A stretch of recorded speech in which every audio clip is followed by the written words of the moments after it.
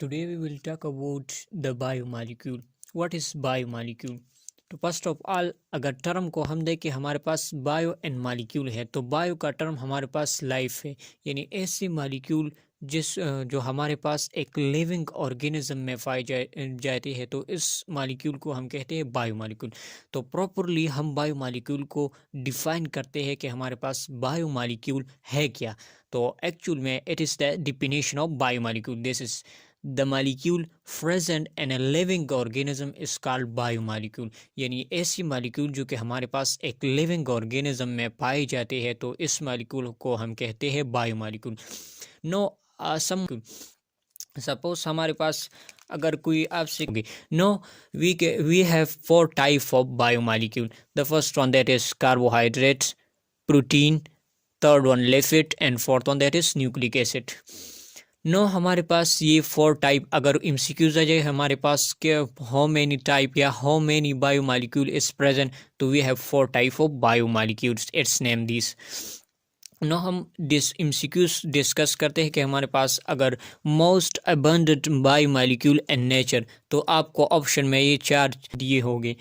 हमारे पास nucleic acid है, protein है, लिपिड है, कार्बोहाइड्रेट है। तो नेचर की जब भी हम अबंडेंस की बात करते हैं और फिर नेचर में करते हैं, तो हमारे पास अबंडेंट बायोमॉलिक्यूल हमारे पास कार्बोहाइड्रेट है। अगर इस एमसीक्यूज को थोड़ा मॉडिफाई करें, इस नेचर की जगह में कोई और टर्म यूज़ करो, तो फिर ये ऑप्शन आपको करेंगे। ये हमारे पास टर्म जो नेचर है, अगर एमसीक्यूज अगर इसकी जगह आ जाए कि हमारे पास मोस्ट abundant बायोमॉलिक्यूल इन एनिमल्स, तो एनिमल में हमारे पास abundant बायोमॉलिक्यूल जो है ये हमारे पास प्रोटीन है। Animal, in case of animal the most abundant biomolecule this is protein. Again अगर प्लांट की जगह एनिमल की जगह प्लांट आ जाए, तो फिर आपने वही कार्बोहाइड्रेट वाली ऑप्शन जो कि हमारे पास आपको उसे सेलेक्ट करना है कि हमारे पास एबंडेंट जो कि हमारे पास प्लांट में ये हमारे पास कार्बोहाइड्रेट है। अब एक और एमसीक्यूज है हमारे पास, क्योंकि on the basis of percentage हमारे ड्राई वेट में हमारे पास ज़्यादा कंट्रीब्यूट करता है वो बायोमॉलिक्यूल, उसको हम डिस्कस करते हैं कि हमारे पास एक सेल है, cell can not life without. तो आपको ये बायोमॉलिक्यूल हमारे पास ऑप्शन में दिए होगी, ये चारों वाले हमारे पास carbohydrate, protein, lipid and nucleic acid. तो उस अगर एमसीक्यूज इस तरह से आ जाए कि हमारे पास cell can not live without, तो यहाँ पर करेक्ट ऑप्शन हमारे पास है प्रोटीन, क्योंकि प्रोटीन हमारे पास सेल में की मेम्ब्रेन को आप देखिए तो इसमें हमारे पास एबंडेंस में हमारे पास सेल में प्रोटीन पाया जाता है। तो यहाँ पर करेक्ट ऑप्शन हमारे पास प्रोटीन है। तो ये बायोमॉलिक्यूल था। अब हम इसमें हमारे पास बॉन्डिंग डिस्कस करते हैं कि इसमें हमारे पास किस किस्म का बॉन्डिंग पाया जाता है। नेक्स्ट हम देखेंगे फिर कि हमारे पास माइक्रोमॉलिक्यूल किसे कहते हैं एंड मैक्रोमॉलिक्यूल किसे कहते हैं। तो इंट्रोडक्शन के बाद बायोमॉलिक्यूल की इंट्रोडक्शन के बाद हम बायोमॉलिक्यूल में बॉन्डिंग देखते हैं कि हमारे पास किस तरह से एक स्मॉल यूनिट कंबाइन हो के हमारे पास एक लार्ज बायोमॉलिक्यूल की फॉर्मेशन करता है। तो इसमें हमारे पास स्पेशल टाइप ऑफ बॉन्डिंग इस बायोमॉलिक्यूल में हमारे पास पाई जाती है। जैसे कि हमारे पास कार्बोहाइड्रेट है, तो इसमें हमारे पास एक स्पेशल टाइप ऑफ बॉन्डिंग पाए जाते हैं जिसे हम ग्लाइकोसिडिक बॉन्ड कहते हैं।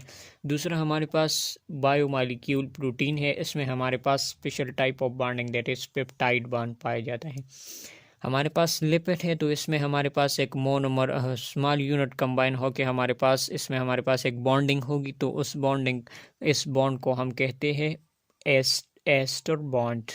न्यूक्लिक एसिड में हमारे पास भी स्मॉल न्यूक्लियोटाइड कंबाइन होते हैं और फिर हमारे पास पॉलीन्यूक्लियोटाइड की चेन बनाता है।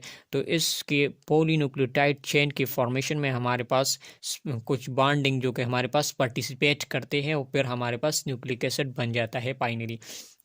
तो इसमें हमारे पास दो किस्म के बॉन्डिंग है, एक हमारे पास हाइड्रोजन बॉन्डिंग है, दूसरा हमारे पास फास्फोडाइएस्टर बॉन्डिंग है। तो बॉन्डिंग के बाद हम बायोमॉलिक्यूल को on the basis of their molecular weight हम बायोमॉलिक्यूल को हम दो कैटेगरी में डिवाइड करते हैं on the basis of their molecular weight. अब एक स्टैंडर्ड सेलेक्ट किया, हमारे पास 1000 डाल्टन। अगर एक मॉलिक्यूल है इसका हमारे पास वेट इससे हमारे पास कम है तो इसको हम कहते हैं माइक्रो मॉलिक्यूल। अगर इससे हमारे पास एक बायो मॉलिक्यूल या एक मॉलिक्यूल है इसका मॉलिक्यूलर वेट हमारे पास 1000 डाल्टन से ज़्यादा है तो उसको हम कहते हैं मैक्रो मॉलिक्यूल। माइक्रो मॉलिक्यूल में हमारे पास जिस तरह से हमारे पास कार्बोहाइड्रेट की केस में हमारे पास मोनोसैकेराइड्स है, इसी तरह प्रोटीन की केस में हमारे पास अमाइनो एसिड है, एंड न्यूक्लिक एसिड की केस में हमारे पास न्यूक्लियोटाइड है। ये हमारे पास माइक्रो मॉलिक्यूल है। इसका मॉलिक्यूलर वेट हमारे पास क्या है 1000 डाल्टन से कम है। ऑन द अदर हैंड हमारे पास मैक्रो मॉलिक्यूल है, तो मैक्रो का जो टर्म है ये हमारे पास लार्ज के लिए यूज़ होता है, तो इसका मॉलिक्यूलर वेट हमारे पास 1000 डाल्टन से अबव है, तो इस वजह से हम मैक्रो मॉलिक्यूल। हमारे पास ये जो बायो मॉलिक्यूल प्रोटीन है, लिपिड है, कार्बोहाइड्रेट है एंड न्यूक्लिक एसिड, ये हमारे पास क्या है, ये हमारे पास